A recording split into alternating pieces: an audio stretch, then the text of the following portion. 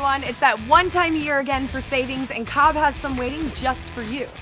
From now until November 19th, Cobb is offering 10% off all access ports, hard parts, and stage packages. Yes, that means everything. Hi everyone, Emmy here again, and welcome to another episode of Cobb U.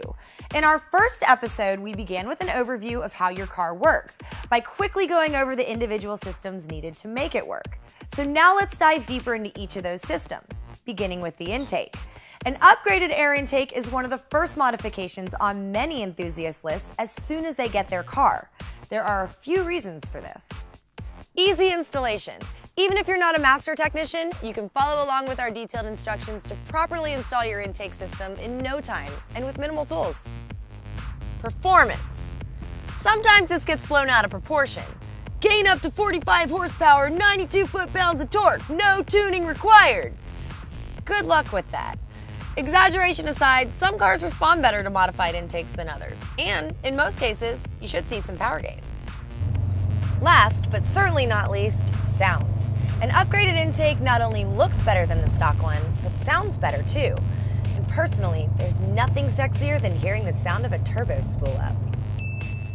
1,000 horsepower GTRs are a common sight these days, and pushing it past 1,500, well, that's not so hard anymore. But to get that kind of horsepower, you gotta get a lot of fuel into the cylinders. And to achieve this, common practice is to install injectors that flow more fuel than the stock ones.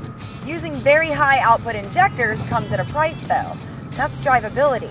And when your daily driver is a 1,500 horsepower GTR, that's a big deal.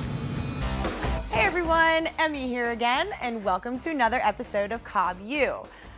Today's topic is a cool one indeed. Now, our primary objective with tuning is to make our engine run as efficient as possible. In our previous episode, we discussed that the more air you can cram in and evacuate in a timely manner, the more power you can make. Now, we have our turbo to thank for compressing the air, but with the added pressure comes heat. Hot air is less dense, which is not what we want when we're trying to make more power.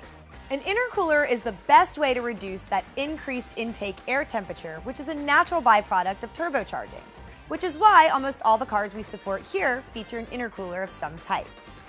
That's going to do it for this episode. In our next video, we'll explore the turbo, its components, and how boost is managed.